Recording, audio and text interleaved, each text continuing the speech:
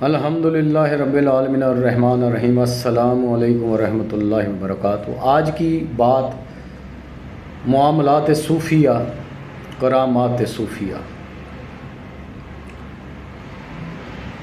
میں کافی جو میری ویڈیوز ہیں اس میں بارہا یہ عرض کر چکا ہوں کہ معاملات صوفیہ کیا ہے اور کرامات صوفیہ کیا ہے۔ اس میں کوئی خاص فرق نہیں اگر آپ اسے تھوڑا سمجھنے کی کوشش کریں۔ آج کا واقعہ شہنشاہ ہند نور الدین جہانگیر کے بارے میں۔ نور الدین جہانگیر کے بارے میں مشہور تھا کہ وہ اولیاء کرام اور درویشوں کے ساتھ کوئی خاص لگاؤ نہ رکھتا تھا، یعنی شریعت کا بڑا پکا تھا، بلکہ بعض اوقات درویشوں کو تکلیف پہنچانے سے بھی گریز نہ کرتا تھا، یعنی شریعت کے معاملے میں۔ تو شہنشاہ ہند نے جب حضرت میاں میر رحمۃ اللہ کے بارے میں سنا تو اس کے دل میں آپ سے ملاقات کرنے کا اشتیاق پیدا ہوا۔ شہنشاہ نے اپنے ایک خاص ایلچی کو آپ کی خدمت میں بھیجا اس مقصد کے لیے کہ میں آپ کو دعوت دیتا ہوں کہ آپ مجھ سے ملاقات کے لیے میرے گھر میں تشریف لائیں۔ اس کے ساتھ ہی عذر پیش کیا کہ میں خود آپ کی خدمت میں حاضر ہوتا، لیکن میں نے لاہور سے واپسی پر آپ کا ذکر سنا۔ اگر لاہور کے قیام میں مجھے آپ کا ذکر معلوم ہوتا یا آپ کا پتہ ہوتا تو میں آپ کی خدمت میں حاضر ہو جاتا، یعنی آپ سے ضرور مل کر واپس دلی آتا۔ تو حضرت میاں میر رحمۃ اللہ نے شہنشاہ کی دعوت کے پیش نظر حضور نبی کریم صلی اللہ علیہ وسلم کی اس حدیث کو پیش نظر رکھتے ہوئے کہ دعوت کو قبول کیا جائے، یعنی قبول کیا کرو، اگر کوئی دعوت مسلمان کوئی بھائی دعوت دے تو اسے قبول کرو۔ تو حضرت میاں میر رحمۃ اللہ نے دعوت کو قبول فرما کر شہنشاہ جہانگیر سے ملاقات کی غرض سے لاہور سے تشریف لے گئے۔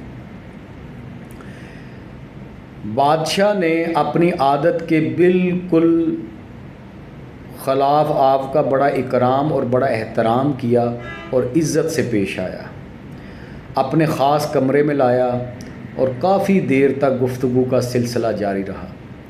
حضرت میاں میر رحمۃ اللہ نے بادشاہ کو کافی نصیحتیں تلقین فرمائیں اور اسے اس کے منصب کے مطابق کچھ امور سے آگاہ فرمایا۔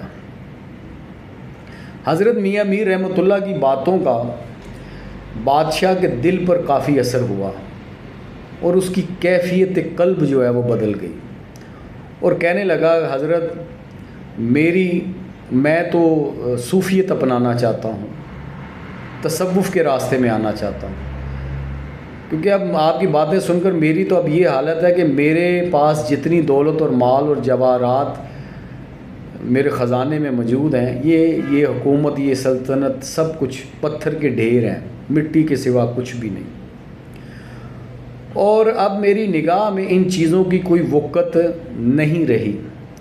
اگر آپ حکم کریں تو میں بادشاہت کو لات مار دوں، یعنی تمام سلطنت چھوڑ دوں اور درویشی اور فقیری کی زندگی اختیار کر لوں، کیونکہ میں چاہتا ہوں کہ میں بھی صوفی بنوں، تصوف کا راستہ اپناؤں، درویش کہلاؤں۔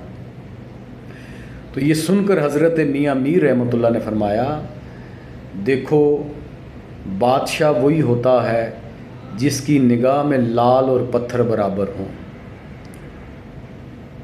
اور دل فقیر ہو جائے، اور دل فقیر ہو، ان تمام صفات کا مالک ہی اصل میں صوفی ہوتا ہے۔ بادشاہ تم تو پہلی صوفی ہو۔ بادشاہ نے ابھی یہ بات کی آپ نے کہ میرے نزدیک جواہرات پتھر سب برابر ہیں، اگر ایسی حالت ہو جائے تو یہی تصوف ہے، اور آپ یقین جانیں کہ آپ صوفی ہیں۔ اب شہنشاہ جہانگیر نے کہا آپ ایسی باتیں کر کے حضرت مجھے مارنا چاہتے ہیں؟ میں ہرگز صوفی نہیں، میں تو بننا چاہتا ہوں۔ تو حضرت میاں میر رحمۃ اللہ نے شہنشاہ جہانگیر سے فرمایا کہ اے بادشاہ، تمہارا عدل و انصاف کا نظام ہندوستان میں مسلمانوں کا محافظ ہے۔ اب عدل جہانگیر بڑا مشہور تھا، اور آپ اللہ تعالیٰ کی مخلوق کے نگہبان ہیں، اور آپ کی بادشاہت میں تمام لوگوں کو امن حاصل ہے۔ بادشاہ نے کہا میاں صاحب اللہ تعالیٰ آپ پر رحمت فرمائے، آپ مجھ پر خاص توجہ فرمائیں اور مجھے اپنا مرید کر لیں۔ حضرت میاں میر رحمۃ اللہ جی سن کر مسکرائے۔ آپ نے فرمایا اے بادشاہ، پہلے اپنی طرح کا پاسبان خلق حکمران پیدا کر لے، تو پھر میں بھی آپ کو توجہ دے کر اپنے ساتھ لے جا کر مشغول کروں گا، عبادات میں، ریاضات میں، مجاہدات میں، مراقبے میں۔ آپ کا یہ مشورہ بادشاہ کو بہت پسند آیا۔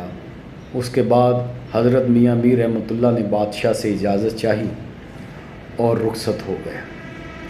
اب اس واقعے کے بہت سارے جوہری پہلو ہیں، لیکن جو مین جوہری پہلو ہے اور جو اس پورے واقعے کا حقیقی جوہری پہلو ہے وہ یہ ہے کہ بادشاہ نے کہا کہ میں تو فقیر بننا چاہتا ہوں، صوفی بننا چاہتا ہوں۔